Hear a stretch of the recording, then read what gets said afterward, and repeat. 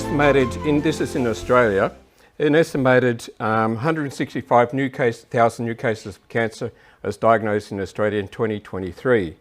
That number is rising around 169,000 in 2024. So it's up around 4,000 or 5,000 in a whole year of people who die from cancer. 1 in 2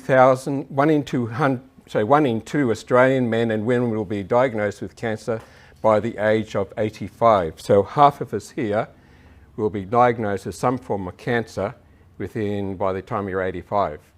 And the life expectancy in Australia is fairly high, around 83. I think for women it's around 85, and for men I think it's a little less. But those are pretty sobering figures when you think about it. And that includes things like skin cancers and stuff like that.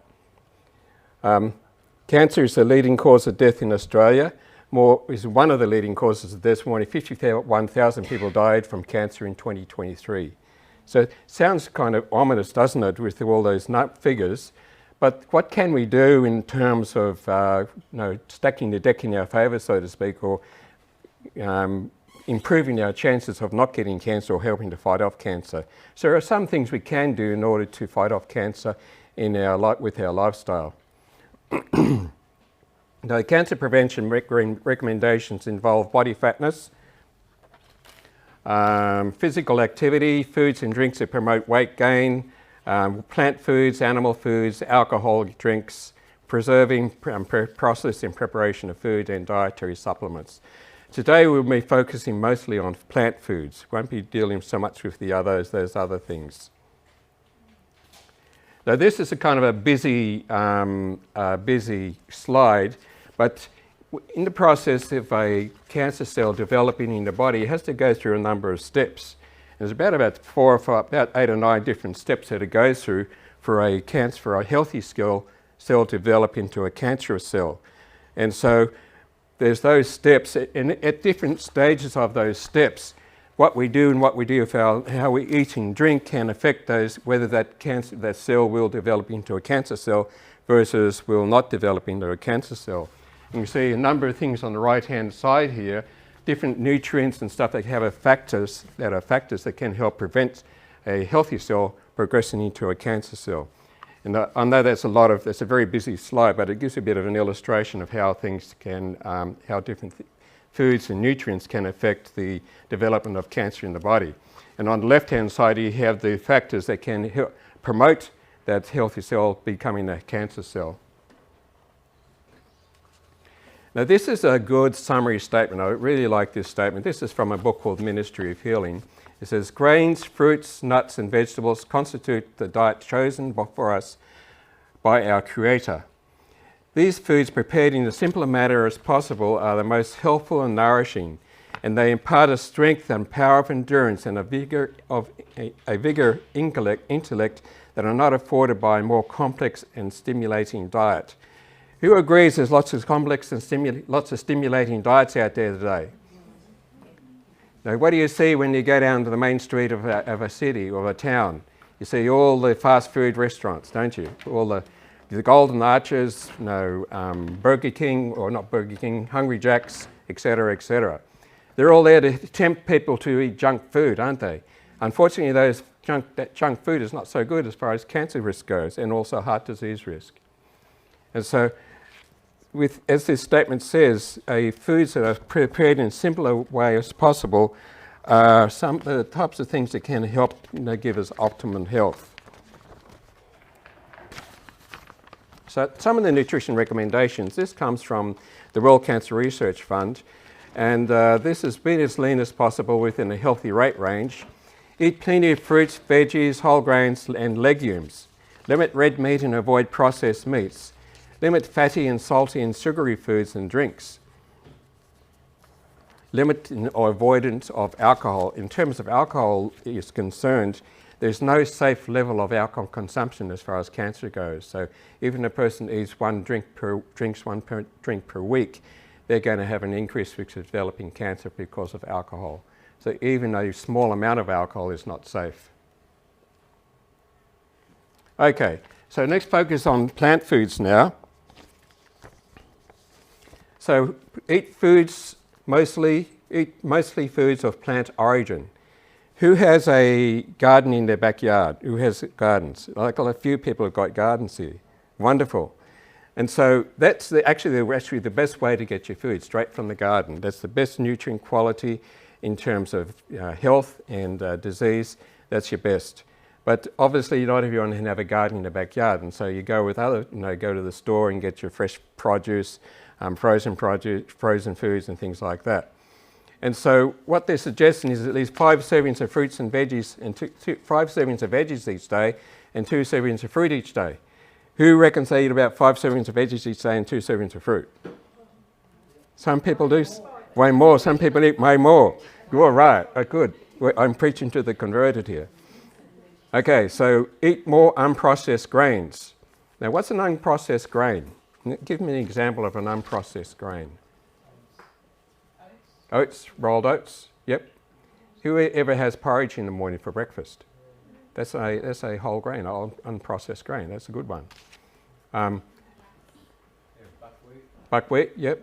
So it's buckwheat. It's whole wheat bread. That's an unprocessed grain. So there's lots of unprocessed stuff out there, which can be good for as far as health goes. Limit refined starchy foods. Now, refined starchy foods. Who can give me an example of a refined starchy food? Tim Tams. Yeah. White bread. Yes. White bread, and all that goes with it. Donuts. You ever go to the bakery? What do you see at the bakery? Cream buns and all the rest of the stuff. So when you say 5 servings of veggies, is that including salad? Yes. Right. Yeah. Yeah. I'm including all types of vegetables. Yeah. So limit for refined starchy foods, and they can be a very tempting tidbit for a lot of people. So why is colour so important? Now, there's a trend in where people say the more colour you have on your plate, the better it is as far as health goes. And so if you have a lot of colour on your plate, that's indicating that you're getting a good range of nutrients that are beneficial for health. And so aim for variety of daily meet the 5 to 9 goal. Colourful fruits and veggies contain different vitamins and minerals and what we call phytochemicals or antioxidant type chemicals. And these particular chemicals and also fibre in these particular foods and fruits and veggies and grains impart a lot of benefits as far as fighting off cancer. And so back in the United States, they did a test at a lot of different foods to find the top antioxidant food sources. You ever heard of antioxidants? Everyone ever heard of antioxidants? They're food items or food particles, or whatever you want to call it, which have imparted benefit in terms of helping to fight off any type of cancer cell that might be there. Also is in benefit in terms of diabetes, high blood pressure and heart disease. But you notice these list of these are the 20 top food sources of antioxidants. Wild blueberries. Now, you probably wouldn't get wild blueberries around here. Wild blueberries grow up in the northeast of the United States. This particular slide came from the United States, but it's still relevant for us. But they come from the northeast United States, they would grow wild. And my wife and I did a trip up there one day, and we saw all these fields out there, and they were wild blueberries. So we stopped and got some of the wild blueberries. They were absolutely delicious. This was in the fall or in the autumn. So wild blueberries are one of the best ones. Small red beans, and also kidney beans. Who's ever had kidney beans? Like a 3-bean salad and things like that. Pinto beans, cultivated blueberries. Now, west of us here, over in Gayndah, I think it's Gayndah or Mundubbera, there's about a 250-acre blueberry farm. And so that's the blueberries are grown pretty commonly around Australia now. So your blueberries, your cranberries, which they're not growing in Australia. Artichoke hearts, blackberries, prunes, raspberries, strawberries. Notice all the berries there. Red delicious apple, Granny Smith apple, etc., etc. Sweet cherries. So all these foods contain substances that are very beneficial in terms of preventing cancer. Let's take a look at some of the more specific types of foods now. First of all, look at berries. I'm putting berries all together, like you got your raspberries, your blueberries, your strawberries, your blackberries. So I'm putting them all into the same category. Berries, especially strawberries, raspberries contain ellagic acid, which may have an ability to prevent things like skin cancer, bladder cancer, lung and breast cancers. So your berry family are very beneficial. Talking about blueberries, this is a bit of an aside. Blueberries are also very good for brain health. They found people who have early Alzheimer's that blueberries may help to reverse the early Alzheimer's. So blueberries are one of those, what we call a superfood. There's no such thing, there's no legal definition as far as a superfood goes, but if there was a superfood, I think blueberries would be one of them. So what do the berries do? They act as an antioxidant, can deactivate specific carcinogens or cancer-causing substances and slow the reproduction of cancer cells. So it slows down the whole process of a normal healthy cell progressing into a cancer cell. Grapes. Who likes grapes? I think we all like grapes, don't you? So they have a polyphenol called resveratrol, but also they contain a number of other beneficial substances. The grape, this is the one that's been studied the most. Possesses antioxidant and anti-inflammatory properties. Now, during the process of a cell developing into a cancer cell, there's a process of what we call inflammation. Inflammation happens. Same with heart disease, development of heart disease and diabetes. There's a thing called inflammation that happens in the body. And these substances in these fruits and vegetables and the whole grains help reduce that idea of reduce the inflammation in the body. And when you have less inflammation of the body, you have less damage to the tissues and things like that. And so the berries or your grapes and also have what we call anti-inflammatory properties. They have the ability to slow the growth of cancer cells in lymph, liver, stomach and breast cells. And so your grapes and grape juice are very beneficial. Usually they're found like the dark grapes, so probably have a little more benefit than the white grapes, but that doesn't mean to say the white grapes won't have any benefit. A few years ago they were saying there were some studies came out in France, this wasn't relating to cancer, but it gives a bit of an idea, that they found that the French had less heart disease. And what they think it was is because the French drank red wine, and it was because of that particular antioxidant.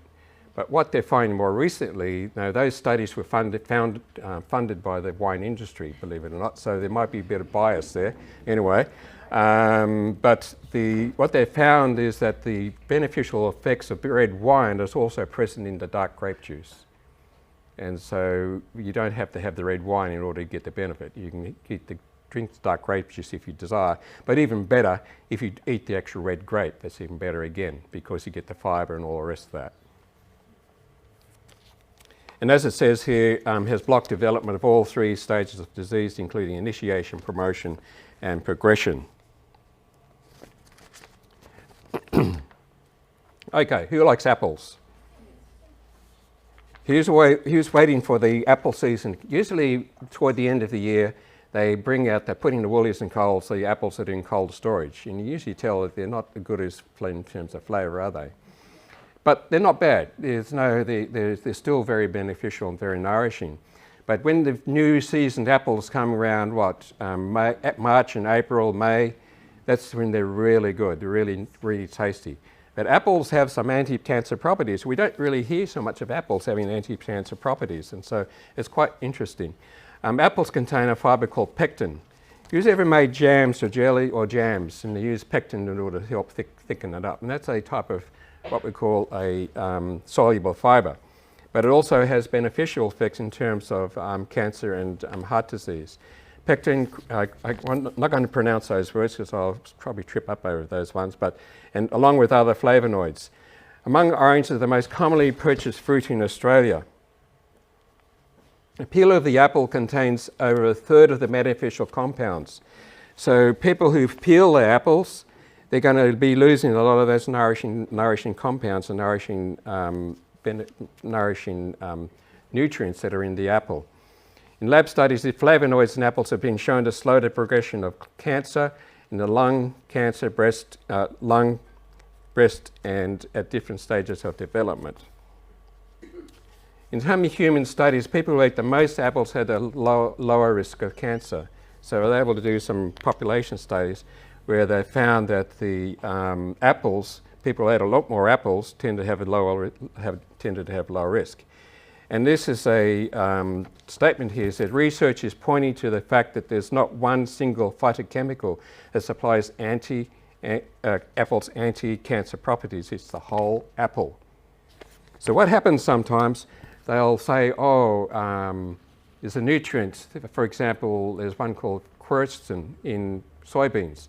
What they did was they took that, which had anti-cancer and anti-heart disease properties. So they took that nutrient out and they put it into a supplement. So take this, you won't get heart disease, your cholesterol levels will be better and you'll have less cancer. Unfortunately, it doesn't work that way. Those nutrients in the fruits and vegetables and whole grains all work together. They work synergistically, they work cooperatively together to provide the overall benefit. And so what I'm getting at, the best way to get your anti-cancer properties in these particular fruits and vegetables and the apples is to eat the whole apple itself, rather than take something out of the apple and make it in as a supplement. Yeah. Can I ask a question? What about all your vegetables? Should you peel them when you cook? Or you better not? Some of your vegetables, usually the same with the vegetables, the peel contains a lot of the beneficial nutrients, yes. Excuse me. Yep. Don't they spray a lot of the apples with like poisons and stuff? They do, They and I peel guess it because you're not eating those poisons. actually the peeling doesn't make any difference. Doesn't make any difference? Mm-mm. Oh. I just saw another recent study. They found that those pesticides, which are usually at safe levels, will tend to penetrate into the apple itself. So, so what some people will do, they'll look for organic, which they don't have so much of those pesticides. But even with the pesticides, or which they say are usually at safe levels, you're still going to get the benefit of the nutrients that are in the apple. So, and I know that is a concern of some people. That's when you have your old your backyard gardens and fruit trees and stuff like that, where you can control that. But you're still going to get some benefit if you get the apple from Coles or Woolies or Aldi or something like that. Soaking in white vinegar helps as well. Soaking in white vinegar. Sometimes soaking in white vinegar can help take some of the residual stuff off the skin, yes. Citrus, who likes oranges? It's orange season right now, the mandarin season just finished. And so oranges are one of my favourite fruit. I have an orange a day, no matter what. And it's no matter what, but it's one of my favourite fruits. And as it's well known, oranges contain vitamin C, flavonoids, and terpenes and pectin. Evidence indicates protection against lung, colon, and stomach cancers and esophageal cancers as well. And so your fruits generally are beneficial in terms of stomach cancer and what we call esophageal cancer or the food pot cancers. Who likes broccoli? There's some people trying to that. So broccoli, very beneficial vegetable and very high in folate, which is one of the B vitamins, and helps maintain vision health, strong bones and teeth, lower risk of certain cancers like prostate and breast cancer. In your broccoli family, you got your broccoli. In your crucifer family or cruciferous vegetable family, you got your broccoli, dark leafy greens, kale, cauliflower, cabbage, plus a few others. And so all those are very beneficial. They're beneficial in terms of they have a good sources of a beta-carotene or what we call carotenoids, so they give it that green colour, that what we call carotenoids. Also, they're beneficial in terms of a good source of vitamin C. Very good source of vitamin C. Now, vitamin C is a very strong antioxidant in the body. But there's a number of other beneficial nutrients that are in your cabbage family, which has benefits in terms of cancer. They have the ability to stop growth of cancer cells in cell tissues in animal models, including tumours of the breast, endometrium, lung, colon, and liver. And so what we're seeing here, that the best way to get these food is not in a supplement, but to get the whole food itself. Now, squash. Squash, in the squash family, including your pumpkins and your actual squash itself.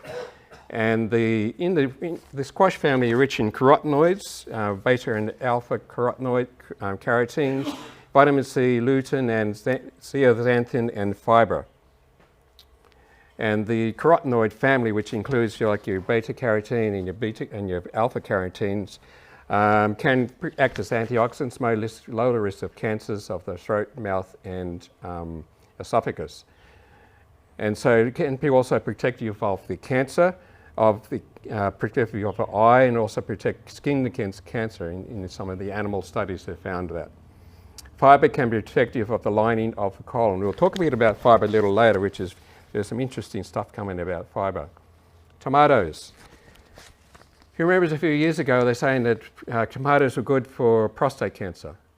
Did everyone hear about that? And there's a thing in tomatoes called lycopene. And so what they found in the tomatoes that they can help protect against prostate cancer, and that was found in the Adventist Health Study too.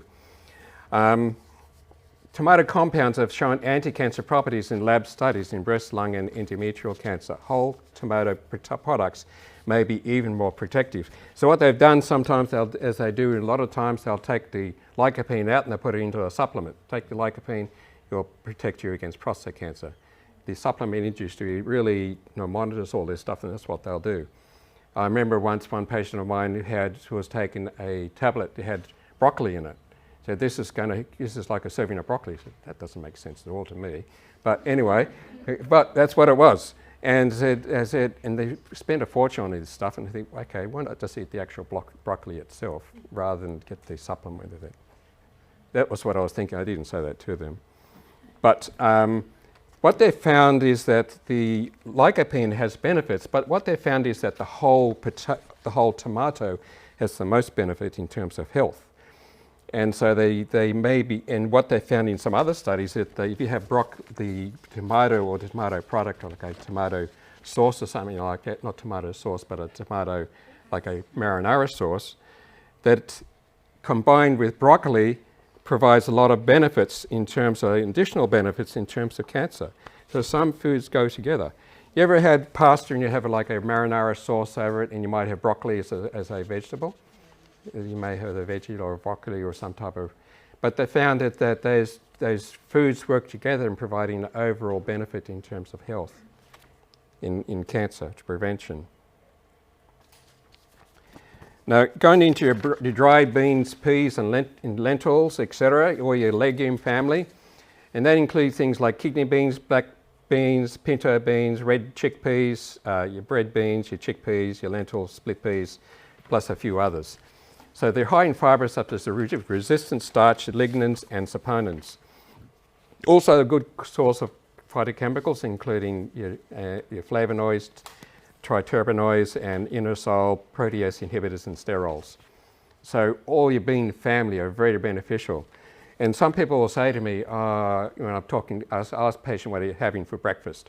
I'll have baked beans on toast. And they think, okay, are they going to get into trouble because I'm having baked beans on toast? That's an excellent breakfast. Baked beans, they're a legume. If you have it on a whole grain toast, very good. Maybe a bit of sugar and stuff in your baked beans, but still you're going to get the benefit from the beans. And so there's sometimes your normal types of breakfast, like your baked beans on toast, that type of thing, are very nourishing and they're very good. Dry beans, continuing with the dry beans and peas, fibre in the beans may protect the cells of the colon.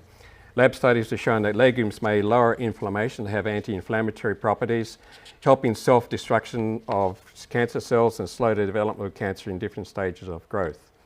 So you can see all these foods hooked together, grouped together, providing an overall benefit in terms of preventing cancer and reducing the risk of cancer.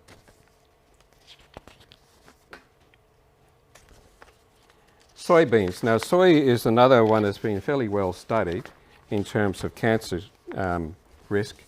Found that soy consumed early in life, premenopausal women can reduce the risk of developing breast cancer. What they found in Asia, that in Asia, like in your Japan, Korea, and some of those other Asian countries, they'll eat a lot of soy, tofu and things like that.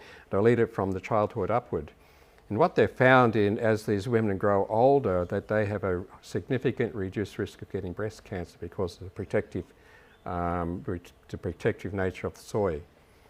And so soy can impart a lot of benefits in terms of, particularly for women who are at risk of developing breast cancer. Usually it's better to have the soy earlier in life rather than later in life because it doesn't impart as much benefit later in life. I just say you've got soy milk. Mm-hmm. Is soy milk better than normal? It depends. Usually the soy milk it will contain a lot of the soy milk these days is fortified to resemble regular milk. And for example, full cream milk, they may have there's the So Good soy, there's Vitasoy. And in terms of nutrients, those are pretty good. And they can impart that benefit as well. Versus regular milk may not have that benefit in terms of cancer or the substances that are in that it can provide benefit. I'm not saying that regular milk is bad necessarily, but compared to soy milk in terms of nutrient quality, the soy is probably going to be a little better as far as that goes.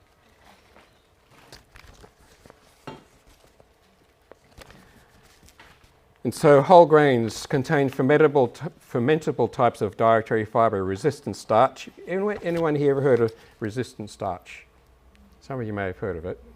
And phenolic acids, phytic acid and lignans. Fermentable fibres are used in the gut bacteria to produce a short-chain fatty acids. And those ones are called butyrate, acetate and propionate, which produce colon cancer risk and likely breast cancer risk. What they're finding with this a resistant starch is a starchy, like a grain or a starch, could be grain, it could be rice and things like that, which resist digestion in the small intestine where most of your starches are digested. And it passes into the large intestine. And they're not digested in the small intestine because the structure of that starch prevents it from, the body doesn't have the enzymes to digest it.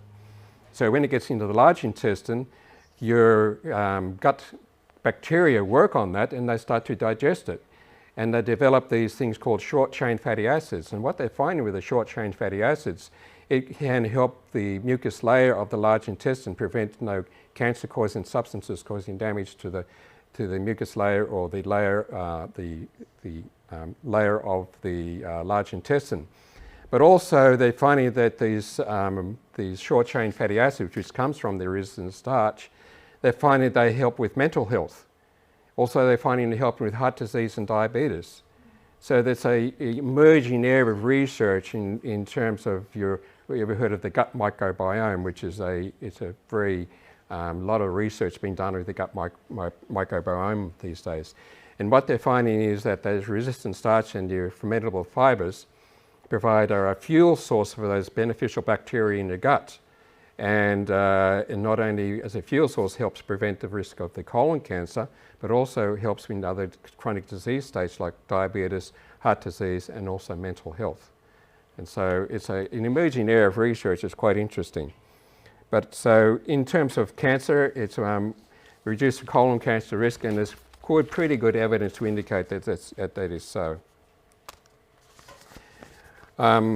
As I said earlier, reducing diabetes, heart disease risk, and likely to develop mental health disorders, things like depression, etc. Whole grains include like your wheats, oats, barley, brown rice, corn, quinoa. Sprouted grains can impart additional benefits. Now, what sprouted grains does is that the sprouting of the grains tends to disable certain nutrients that are in the grain that prevents the absorption of nutrients in the body. And so the sprouted grains disable those anti-nutrients, if you call it that. And as a result, your body will absorb the nutrients from the sprouted grains more easily and more effectively than, say, from a normal whole grain. So it doesn't mean to say you should have sprouted grains and nothing else at all. It means you can have a combination of both of them if you want to and get the benefit from both. When we lived in the States, in one of the bakeries over there had a sprouted grain bread. It was absolutely delicious. And it was very, very nice. So you can make sprouted grain bread. I was a farmer in New South Wales for a while before I went into nutrition. And during the summertime, you know, when we were harvesting our grains, harvesting the wheat. If you've got a lot of rain on the wheat, this grain in the wheat would start to sprout and shoot. We used to call it shot and sprung. So that's the term they use, the shot and sprung. And it tended to decrease the value or the quality of the wheat, and the bakers didn't like it necessarily because it was a reduced quality. But in many ways, when you look about it, that sprouted grain was probably going to impart a lot of benefits. But for farmers, it wasn't good because they got less money for a shot and sprung grain versus one that's like a regular grain that hasn't been affected by weather. So your sprouted grains can impart some benefits as far as your grains or your whole grains and cancer risk goes. Flax seeds. So flax seeds have shown that flaxseed can inhibit the formation of colon, breast and lung cancer tumours. Has potential altering estrogen metabolism. This is for women who may have had estrogen type breast cancer. It is high in an omega-3 fatty acid. You ever heard of the omega-3 fatty acids, omega-3 fatty acids? Okay. The one that's in your flaxseed is called alpha-linolenic acid. It's an essential fatty acid. And there's only a certain number of plant sources that are fairly high in this alpha-linolenic acid. Soybeans are a reasonable source of the alpha-linolenic, that omega-3 fatty acid. Walnuts are also a good source of those. Flaxseed is another one, and I believe that chia seed may be also a good source of the omega-3 fatty acids. And that particular omega-3 fatty acid or omega-3 fatty acid has anti-inflammatory properties in the body. It can help with the reducing of inflammation in the body. And the whole process of developing cancer in the body involves an inflammation. And when they have a nutrient that's reducing that inflammation, it's going to cause less damage to your body. Okay, herbs and spices. Who likes herbs and spices? What particular herb goes with tomatoes or tomato sauce? Or basil? Oregano or oregano? In Australia, in America they call it oregano, but they call it oregano over here, I think, something like that. Oregano. Oregano, that's it, yeah. I'll keep saying oregano for some reason. Yeah. My wife rubbing off on me. Anyway. But all those particular herbs and spices have a lot of benefit. They're potent sources of antioxidants. Obviously, we don't use as much of them because they're very strong and flavoursome, and the flavour would tend to overpower anything that's in it. But they can impart a lot of benefit in terms of health and in terms of cancer risk. So there's a number of ones that are mentioned there. I'd say as a blanket statement, they're all going to have some benefits as far as cancer risk goes. Okay, so we've covered a few of those. There's a lot more, but I'll sort of cover a bit of an overview of some of the things that are beneficial as far as food goes.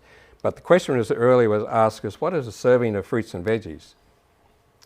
And sometimes you sort of wonder that a serving of vegetables, okay, this is to give you an idea. A cup of raw leafy green veggies or a cup of salad will be a serving. That's like a regular measuring cup, a kitchen measuring cup. And so that's your a serving of like a raw veggie. Half a cup of cooked veggies. It's like you heard half a cup of cooked carrots or pumpkin or whatever, potato and all those ones. That's half a cup of cooked veggies. A medium whole fruit, an apple, banana, or a medium-sized orange. A quarter cup of dried fruit, for example, it could be like your prunes, it could be your raisins, your dried apricots and all those type of thing. And 180 ml or 3/4 a cup of juice. I tend to be a little careful with juice because juice is good. It provides some benefits, but unfortunately when you have juice, when the juice is processed, some of the things are missing from the juice that are normally in the whole fruit. For example, in oranges, the pith and all that in the orange, like the pith that goes around the oranges, it is rich in pectin, it is also rich in vitamin C. And so that's going to be missing in the juice. I'm not saying the juice is bad necessarily, but it can be a fairly high source of calories for people who are trying to watch their calorie intake. So moderation in the use of juice, and prefer to have the whole fruit versus the juice. Okay, so eating for a longer life. Is it too late for somebody who's elderly to change their dietary habits and to get some benefits? Is it too late? For example, if the person's 80 years old, is it too late for them to make changes? You're right, it isn't too late. And they found that this is an interesting study, and they found that they studied people aged from 70 to 79, followed them for 10 years. And the diets were grouped into 6 groups, from a healthy food choices such as fruit, whole grains, veggies, fish, lower amounts of meat, to those who ate larger amounts of fried foods, sweet, high-calorie drinks, and fat. And so they studied these guys after 10 years. They found that the high-fat, sweet, fried foods group had a 40% higher risk of mortality or dying than people who ate the healthy food category. So it's never too late to start. Just to remember that, it's never too late to start. So healthy eaters also had more years of a healthy life. Years are reported excellent, very good, and good health. Very good and good health. And so, or when you do make those changes, it has a benefit in your body, but also has a benefit with your mind. You know you're treating your body with something that's beneficial as far as health goes. And continue on eating for a longer life, data from the Adventist Health Study, and this was the Adventist Health Study 1. They found that men live 10 years longer than the average male, women live 8 years longer than the average female. And the lifestyle protections that provided a benefit was not smoking, regular exercise, maintaining a healthy weight, and a plant-based diet, and eating nuts. Death rates from cancer are 60% lower in men and 85% lower in women. That was breast cancer. That was with women, it was the breast cancer rates. So that's pretty significant, isn't it? So let's see what God says about diet. Now, back in that Garden of Eden, God gave the man a diet, and this is in Genesis 1:29. It says, God said, I see I've given you every herb that yields seeds, which is on the face of the earth, and every tree whose fruit yields seed, to you it shall be food. So initially, God gave them fruits, nuts, seeds as the diet. That was the ideal diet. Then after man had sinned, God introduced vegetables and said, and in Genesis 3:18, it says, you shall eat of the herb of the field. I think God knew what he was doing when he introduced vegetables into our diet, because they're finding now that those vegetables have a lot of protective factors in them that help provide good health and longevity for us, our diet, and help with the reduced risk of cancer. Okay, so you've got the general principles of a diet there, what we call the Edenic diet. And then in Isaiah 55:2, it says, why do you spend money for what is good and your wages for what is not satisfied? Listen carefully to me and eat what is good, and let your soul delight itself in abundance. And so in Isaiah it says, eat what is good and let your soul delight itself in abundance. But sometimes eating something of a good thing is not so good. And this is illustrated by Solomon in Proverbs 25:16. Said, have you found honey? Eat only as much as you need, lest you be filled with it and vomit. So that was kind of a graphic way of putting it, but it gives you an idea that even eating a large quantity of those foods that you know are good for you, you could make yourself sick. And so limiting those foods that you know, you should only eat in small quantities anyway. And there's Proverbs in 23:1-3, which is really interesting. So when you sit down to eat it with a ruler, consider carefully what is before you. And put a knife to your throat if you're a man given to appetite. And that's pretty graphic, isn't it? Put a knife to your throat. What does that mean? Put a knife to your throat. It means you try and slit your throat? Or I think it illustrates the point, doesn't it? That when you are eating and you're tempted to eat a lot more than what you should eat, put a knife to your throat. Otherwise, don't eat as much as you need. Just eat as much as you want. Eat what you need rather than what you want. Sometimes your eyes are too big for your belly. And I find sometimes the potlucks or salad bars are really bad news, as far as you see all this nice food and the pile goes on the plate and you feel uncomfortable afterward. And say, okay, that's when you put the knife to the throat. It's okay, no, I shouldn't eat as much of that. Sometimes it's hard to make those choices. But it's good for you in terms of when you do eat something that's when you do something able to maintain or eating what you need, you have imparts benefit to you in the sense of that does you go away from that particular meal satisfied but not over full. Who's felt very uncomfortable when they've eaten too much? I think we've all done that, haven't we? And so I think that's we should all put our knife to our throat, so to speak, in order to not eat so much. And I know we've all been there and done that. So I think Solomon knew how to, he put it in a pretty succinct manner, didn't he? So do not desire delicacies for that deceptive food. And certain foods, and they're finding some research more recently, that there's what they call ultra-processed foods. You ever heard that expression? Yeah. So they're finding that ultra-processed foods are in terms of health, are very dangerous as far as health goes. What I refer to as ultra-processed foods, foods that are processed in such a way that it tempts you to eat more than what you're able to, what you should eat. And they're finding that sometimes they think that could be related to people having food addictions and things like that. And so let's leave it at that for the time being. I hope that sort of gives you a bit of an overview. This is a bit of like a tip of an iceberg in terms of diet and cancer. And so basically the bottom line is plenty of fruits and vegetables, your whole grains and your legumes. You can't go wrong with those. Okay, thank you.